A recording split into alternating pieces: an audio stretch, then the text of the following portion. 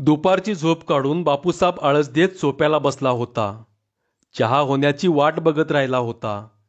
एवढ्यात नजरानजर झाली आणि रस्त्यानं जाणारा राऊळ खोत मध्येच उभा राहून म्हणाला, काय चाललंय बापूसाब? काय नाही, बसलोय उगच. उगच बसलायसा? असं म्हणत तो अंगणात आला आणि दाराच्या पायरीजवळ उभा राहून तोंडाकडे बघत बोलला, बघाय गेला नाहीसा? काय र? राहू खोत नुसताच हसत उभा राहिला आणि बापूसाहेबांनी विचारलं, काय बघायला म्हणतोस? अहो, सरकारी दवाखान्यात नर्स आलिया म्हण की. मग त्यात काय बघायला जायचं र? राहू तोंडाला धोतर लावून हसला आणि हसून झाल्यावर म्हणाला, अहो, गाव सगळं जाऊन बघून यायला लागलंय की. असं म्हणतोस? तर नाही, ते लोक जाऊन बघून यायला लागल्यात आणि तुम्ही घरात बसलासा होय? मी झोपलो होतो रो दुपारचं. मग आता उठलासा नव? या जावा फेरी टाकून. असं म्हणून राहू निघाला आणि त्याला हाक मारून बापूसाहेबानं विचारलं, अरे एवढी घाई का? मागं न वळता पुढं जात राहून सांगितलं, बघतो की काहीतरी पोटा पाण्याचं. लेका ते मागं लागलंयच की, थांब जरा. छे छे, तिकडं सगळा येळ मोडलाय माझा. असं म्हणून राहू पुढंच निघाला आणि गडबडीनं उठून दाराच्या तोंडापाशी येत बापूसाहेब म्हणाला, बघायला गेलतास होय र तू बी? होय, आलो हाजरी लावून. अरे तरणी हाय काय म्हातारी र? अहो, नुसती काकडी आहे हो, काकडी. असं म्हणून राहू सटकला आणि ढेंगा टाकत बापूसाहेब आत माझघरात गेला. घाई गडबडीनं पाण्याच्या 2 चुळा भरत म्हातारीला म्हणाला, आये, अगं चहा झाला का नाही अजून तुझा? ही काय, पूड टाकली या.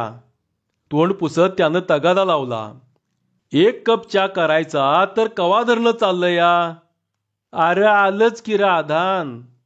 ते काय सांगू नगस, गाळ आधी. असं म्हणून बापूसाहेब लगबगीनं माडीवर गेला. अंगातला शर्ट काढून दुसरा भट्टीचा घातला. भांग बिंग पाडून तो पुन्हा खाली आला. जिना उतरतच तो म्हणाला, आये, झाला का नाही चहा? म्हातारीनं चहाचा कप भरूनच ठेवला होता. पाणी प्यावं तसा गटागटा त्यानं तेवढा चहा घोटला आणि गडबडीनं उठून तो बाहेर निघाला. म्हातारीनं विचारलं, आता कुणीकडं र बाबा? जरा जाऊन येतो. एवढा नटून थटून का निघालायस? होय, निघालो या एक सोंग बघायला. भैरूपी आल्यात होय र? बापूसाहेब बोलत न थांबता तडक बाहेर पडला आणि झपाझप पावलं टाकत बिरोबाच्या माळाला निघाला. केव्हा एकदा माळ गाठीन असं त्याला झालं होतं. बिरोबाच्या माळावरच सरकारी हेल्थ सेंटरची नवी इमारत झाली होती आणि कुणीतरी एक नर्स येणार येणार म्हणून आज 3 महिने गाजत होतं. आज सुदिन उगवला होता. गाव तिची वाटच बघत बसलं होतं. कसली येती आणि काय ह्याची बापूसाहेबला काळजी लागून राहिली होती. उगाच मनात हुरहुर चालली होती. बिरोबाचा माळ आला आणि दवाखान्याची इमारत माणसांनी गच्च भरलेली दिसली. त्यात तरणी होती, तशीच म्हातारी कोतारीही दाटीवाटीनं उभी होती. पोरं ठोरं वरांड्यात लुडबुड करत राहिली होती. भराभर पायऱ्या चढत बापूसाहेब वर गेला आणि ख्यास मारून म्हणाला, का गर्दी केला सारं इथं? पळता का नाही लेकानू? असं म्हणत 1-2 काकत हात घालून त्यानं ढकलाढकली केली आणि वरांड्यातली पोरं टनाटन उड्या मारत बाहेर पटांगणात जाऊन उभी राहिली. पोरांना पळवलं आणि थोरांकडे बघत त्यानं विचारलं, काय नाही, काय नाही.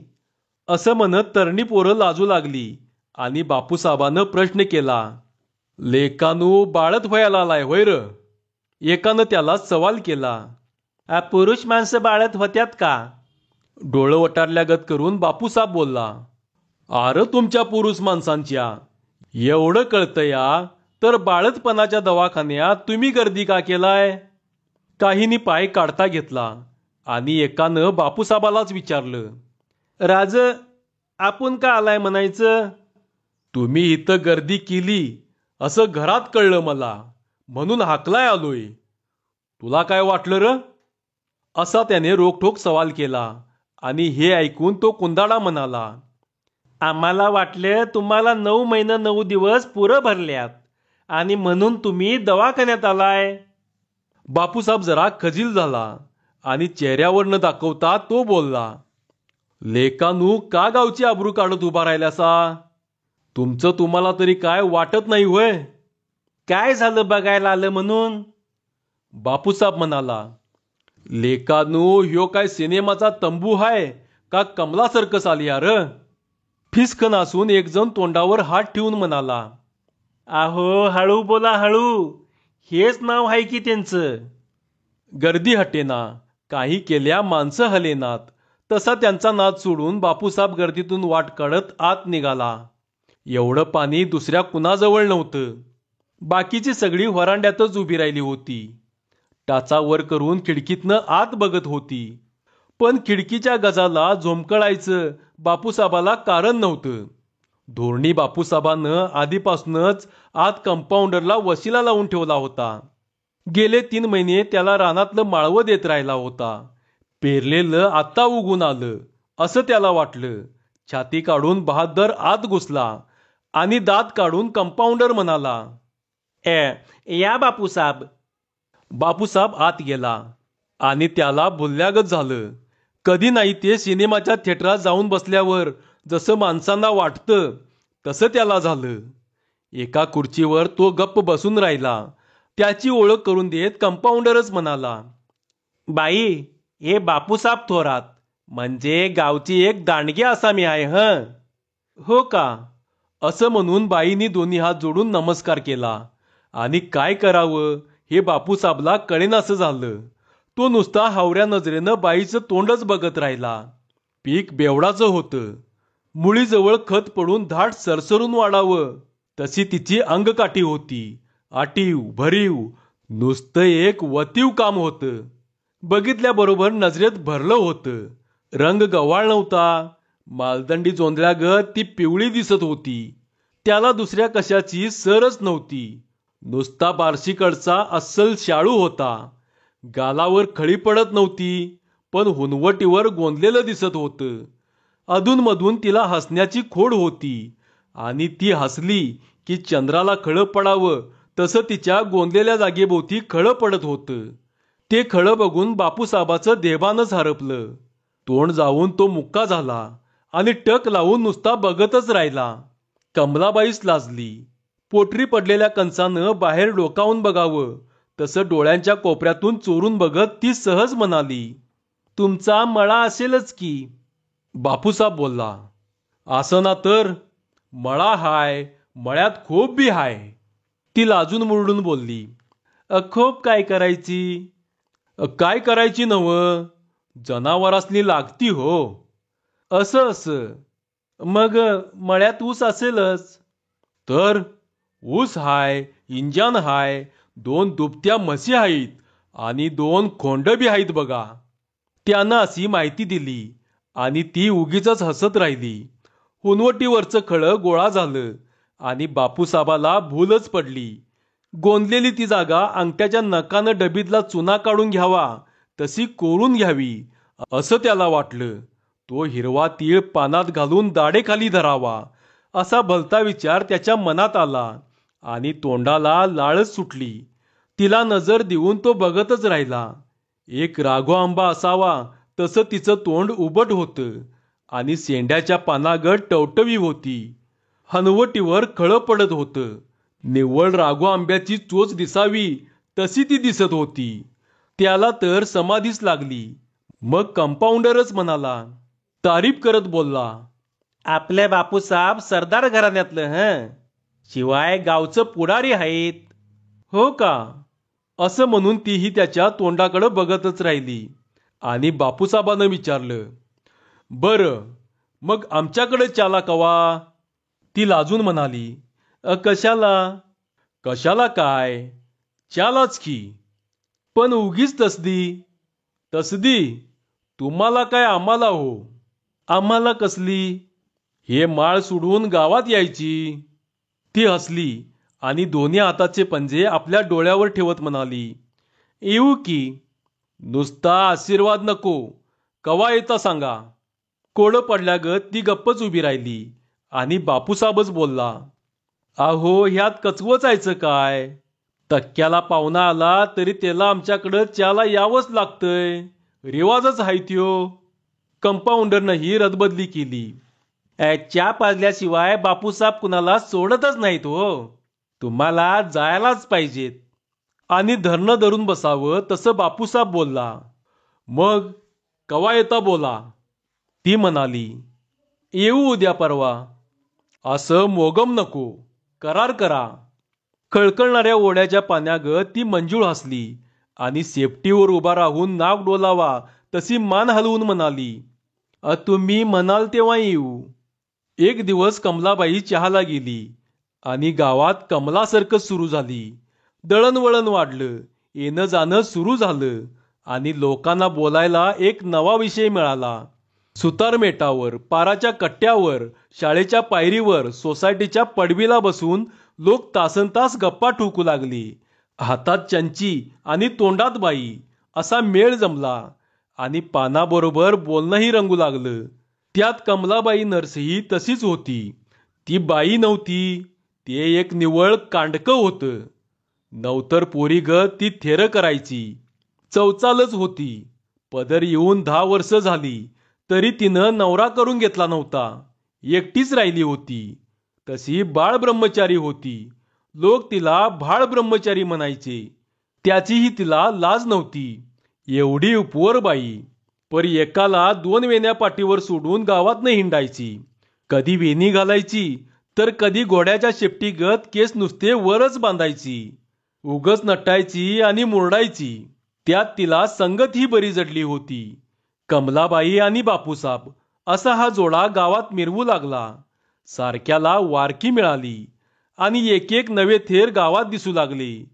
घर सोडून बापूसाब दिवसभर दवाखान्यात मुक्काम ठोकून बसू लागला. सुट्टीच्या दिवशी बाई गावात मुक्काम करू लागली आणि बापूसाबाच्या रानात हुरडा भाजला जाऊ लागला. तोंडात बोटं घालून लोक बघू लागले. आपापसात बोलणं सुरू झालं. ह्याचा शेवट काय? लोकांचं ध्यान शेवटाकडे लागलं आणि नाटक रंगत चाललं. पहिल्या अंकात मिलन झालं. एकमेकांवर मन बसलं. 2 जीव जवळ आले. एकमेकांशिवाय राहीना झाले. पहिल्या अंकाचा पडदा पडला. आता दुसऱ्या अंकात काय? गाव बघतच राहिलं. दुसऱ्या अंकाचा पडदा वर गेला. खेळ बापूसाबाच्या पडवीला सुरू झाला. रोज एसटीनं येणं जाणं बंद होऊन नर्सबाई बापूसाबाच्या घरातच राहू लागली. पडवीला 2 खोल्या तिच्यासाठी बापूसाबानं रिकाम्या करून दिल्या. नवा संसार सुरू झाला आणि गावच्या पोटात दुखाय लागलं. लोक गप बघत बसायचं सोडून कुरापती काढू लागली. कागाळी सुरू झाली आणि एक दिवस खुद्द गाव कामगार पाटलांनी चावडीवर बसून बापूसाबाला बोलावणं पाठवून दिलं. बापूसाबात बराच बदल झाला होता. पॅन्ट आणि वर बुशकोट घालून बापूसाब चावडीत आला. रामराम करून पाटीलच म्हणाले, हा या बापूसाब. बापूसाब गेला आणि खाली जाजमावर न बसता खुर्चीवर बसून म्हणाला, का बोलवलासा पाटील? काय बोलावं? पाटलांना पंचायत झाली. चुळबुळ लागत करून पाटील म्हणाले, काय गावात लई गवगवा सुरू झालाय. कशाचा हो गवगवा? नव काय तरी तक्रारी याय लागल्यात. कुणाबद्दल? आव तुमच्याबद्दलच की. बापूसाब हसला आणि तलवार छाप मिशीवरनं बोट फिरवत म्हणाला, आमच्याबद्दल? आम्ही काय कुणाची चोरी केली काय काय केलं हो? तसं नव, भल्या घरची माणसं तुम्ही. मग तेच विचारतोय की काय केलं आम्ही?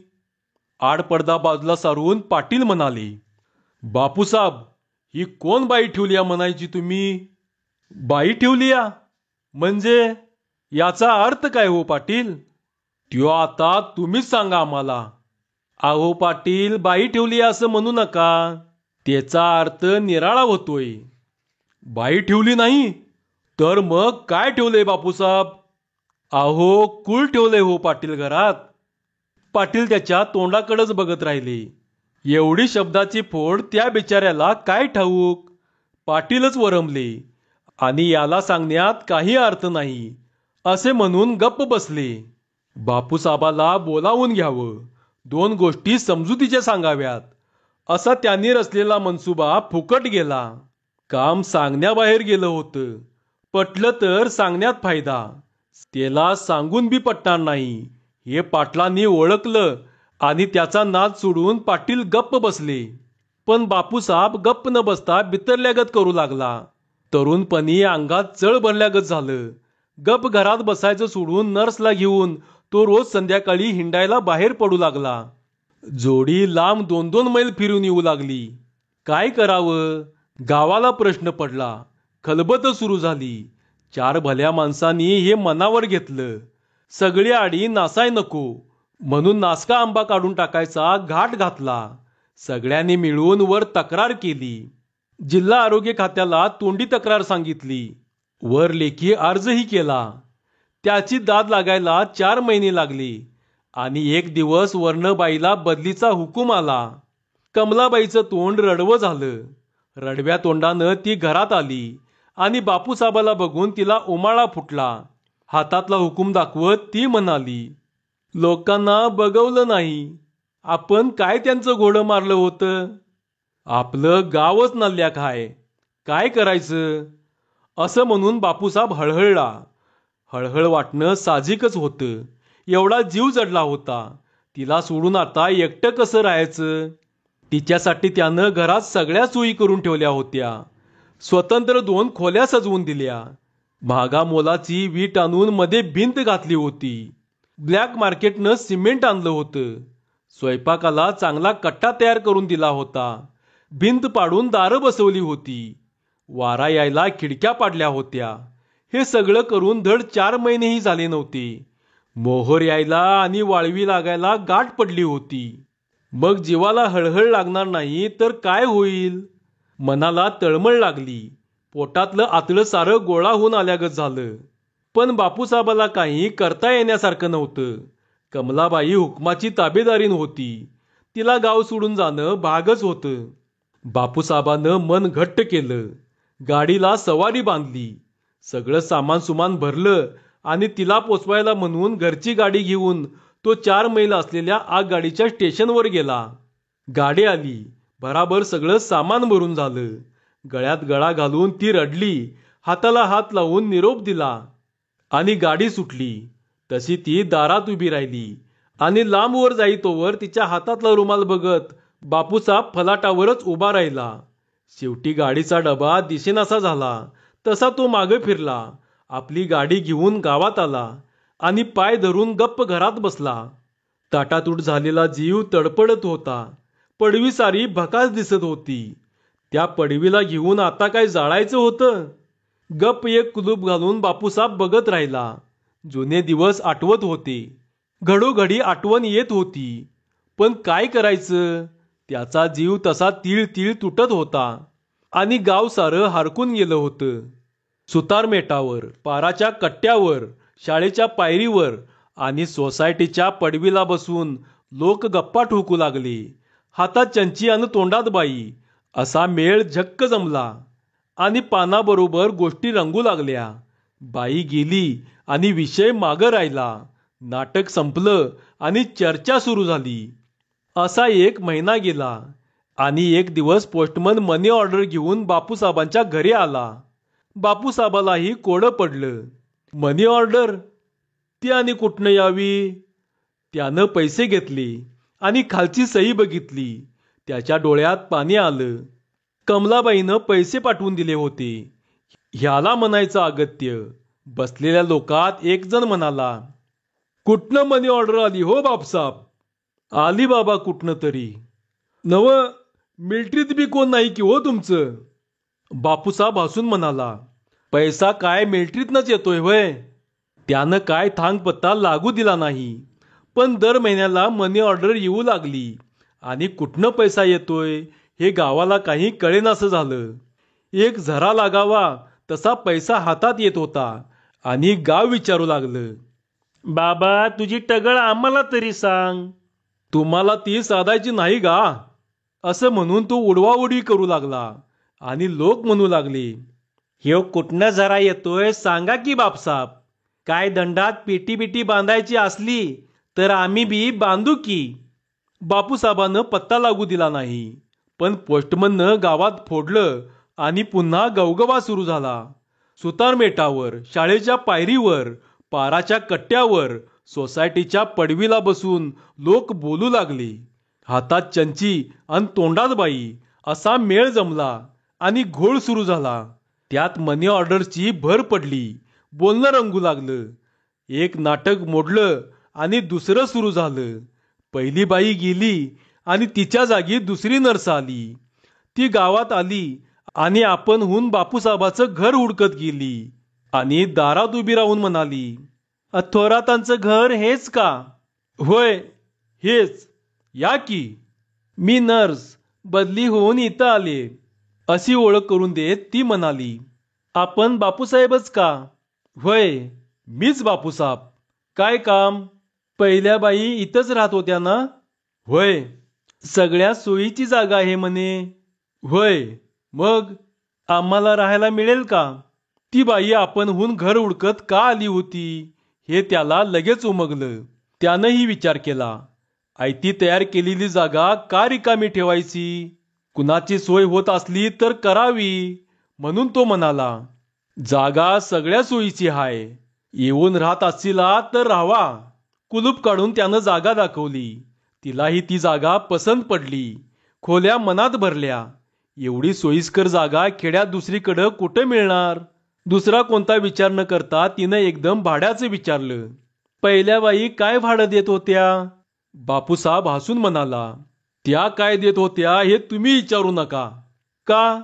तुम्हासनी ते परवडायचं नाही. म्हणजे तुम्ही काय देणार हे बोला. भाडं ठरलं. नवी बाई राहायला आली. पुन्हा खेळ सुरू झाला. नाटक तेच, फक्त हिरोईन बदलली. पहिली बाई बरी, पण ही नको अशातली गत होऊन बसली. ही नवी नर्स म्हणजे एक नुसतं काटेवाळूक होतं. ओठ रंगवायची, उंच टाचांची बुटं घालायची आणि नायलॉन साडी नेसायची. तिच्या आतल्या परकरवरचं भरतकाम साडीतनं दिसायचं. काचतनं दिसावं अगदी तसं. तिच्या पायात पैंजण नव्हतं, पण पदराला घुंगरू होते. नवा नकरा गावात आला. सारं गाव भुलल्यागत झालं. ह्या बाईला गाण्याचा शौक होता. दार बंद करून रात्र रात्र ती पेटी वाजवून गाणं म्हणू लागली आणि डग्गा वाजवत बापूसाहेब साथ करू लागला. जमेल तेवढा ठेका धरू लागला. दणक्याला साथ जमली आणि गावाला दुसरा दणका बसला. खुळं होऊन गाव बघतच राहिलं. आता ह्याचा बिमोड कसा करावा हा प्रश्न गावासमोर पडला. गाणं रंगू लागलं आणि रंगाचा बेरंग करण्यात गाव गुंतून गेलं. अर्ज केले, तक्रारी नोंदवल्या. 4-6 महिने खेळ झाला. काम चौकशीत निघालं. वरनं चपराक आली, पण खेळ सुरूच राहिला. अखेर बदली हुकूम आला आणि बाडबिस्तारा गुंडाळून ही कंपनी दुसऱ्या गावाला निघून गेली. आधी खेडेगावाला नर्स मिळणं कठीण. त्या 2 बाई बदलून गेल्या. तिसरी लवकर येईच ना झाली. 1 महिना गेला आणि 2 मनी ऑर्डरी बापूसाहेबाला सुरू झाल्या. पहिली 100 रुपये पाठवत होती. दुसरी 150 पाठवू लागली. सुतारमेटावर, पाराच्या कट्ट्यावर, शाळेच्या पायरीवर आणि सोसायटीच्या पडवीत हेच बोलणं सुरू झालं. 3-4 महिने गेले आणि नवी नर्स कामावर रुजू झाली. आपण होऊन ती जागा हुडकत येईल म्हणून बापूसाहेब वाट बघत बसला. ह्याच्यातच 8-15 दिवस गेलं. बिराड करण्याचं काही चिन्ह दिसेना. तसं त्यानं जाणं येणं सुरू केलं. घसट वाढली. एकदा दोनदा चहा झाला. वळण बसत चाललं. दळणवळण सुरू झालं. बापूसाहेब दवाखान्याला खेपा घालू लागला. कुदांडे लोक विचारू लागले, का हो बापूसाहेब, लई दवाखान्याकडं जाणं येणं सुरू झालंय? तो हसून म्हणायचा, अरे बाबा, इंजेक्शन चालू आहेत. पर गावात डॉक्टर आहेत की हो? बापूसाहेब म्हणायचा, अरे पर बाईचा हात जरा हलका असतोय. लोक तरी काय बोलणार? तो चटावला होता आणि बाया त्याला वश होत होत्या. तिसरी नर्सही त्याच्या पडवीला येऊन राहू लागली. हा मामला काही निराळाच होता. पहिल्या 2 बाया हिंदू होत्या. त्या लुगडे तरी नेसायच्या. ही झगा घालायची. दोन्ही हाताच्या भुजा उघड्याच ठेवायची. असं हे नवं नाटक सुरू झालं. गाणं गेलं आणि नाच आला. जंगी दुडगूस सुरू झाला. आता हा काटा काढायचा कसा? प्रश्न पडला. सारख्या तक्रारी येता कामा नयेत असं वरच्या अधिकाऱ्यांनी मागच्या वेळी बजावून सांगितलं होतं. म्हणजे तक्रार ही करणं अवघड होऊन बसलं होतं. सारखं सारखं सांगायचं तरी काय? सांगणाऱ्यालाच तोंड राहिलं नाही. आणि बापूसाहेबाच्या पडवीला बघावं तेव्हा धाधिन धिंधा असे बोल ऐकू येऊ लागले. आणि पायात चाळ बांधून बापूसाहेब नाच शिकू लागला. नुसता धागडधिंगा सुरू झाला. आतल्या आत सोसत गाव गप्प बसून राहिलं. एक दिवस राहू खोत रस्त्यानं जाताना दिसला. त्याला हळी मारून बापूसाहेब म्हणाला, काय राहू, काय म्हणतंय गाव? काय म्हणतंय? त्यांचं नाकच कापलं की हो तुम्ही. का? कोण तक्रार विक्रार करत नाही का वर? काय नाही बघा, आत्ता काय जमायचं नाही. असं म्हणतोस? असं म्हणून बापूसाहेब हसत राहिला. राहू खोतानं चंची सोडली. पदरचं पान देऊन तो म्हणाला, तुम्हाला टगळच साधून गेल्या हो. कसली र टगळ? एकाला 3 नरसा झाल्या. शाळेतल्या बी 2 बाया तुम्हाला वस होत्या नव. काय वैशी म्हणायची हो तुमची? लेका मन चांगलं असलं म्हणजे दोस्ती जमती या. बरं ते जाऊ द्या. मालक, एक विचारू? काय? त्या पहिल्या शाळेतल्या बाया चांगल्या काय नव्या बाया चांगल्या? म्हणजे र? म्हणजे असं, त्यांच्यात आणि ह्यांच्यात काय फरक आहे का? आर लई फरक हाय. त्यो कसा? तिचा असं हाय राहू, त्या गमबनतल्या होत्या. आणि ह्या कशातल्या हो? तुला लेका गमबन येत नाही. आणि काय करायचे ह्यानी त्या घेऊन? तंबाखू दे आणि उठ. राहून तंबाखू दिली. दाढला तंबाखू धरून बापूसाहेब विचार करत बसला. आणि उठता उठता राहू म्हणाला, कसला विचार करताय बापूसाहेब? ह्या जगवालीला कोण घालवत नाही, काळजी करू नका. राहू निघून गेला. आणि बापूसाहेब विचारात बसून राहिला. 6 महिने झाले तरी गाव तक्रार करायला तयार नव्हतं. बदलीची वेळ टळून गेली होती. 3री जाऊन 4थी येण्याची काही लक्षणं दिसत नव्हती. 2 मनी ऑर्डरही येत होत्या. 3रीचीही काहीतरी सोय बघायला पाहिजे असा विचार मनात सुरू झाला. आणि आपणच आता हातपाय हलवावेत म्हणून चटावलेला गडी उठून आत गेला. जवळपास कुणी नाही हे बघून त्यानं नवा कोरा कागद पुढे घेतला आणि दौतीत टाक बुडवून लिहू लागला, मेहरबान जिल्हा आरोग्य ऑफिसर साहेब यांची निनावी अर्ज ऐसा जे. धन्यवाद.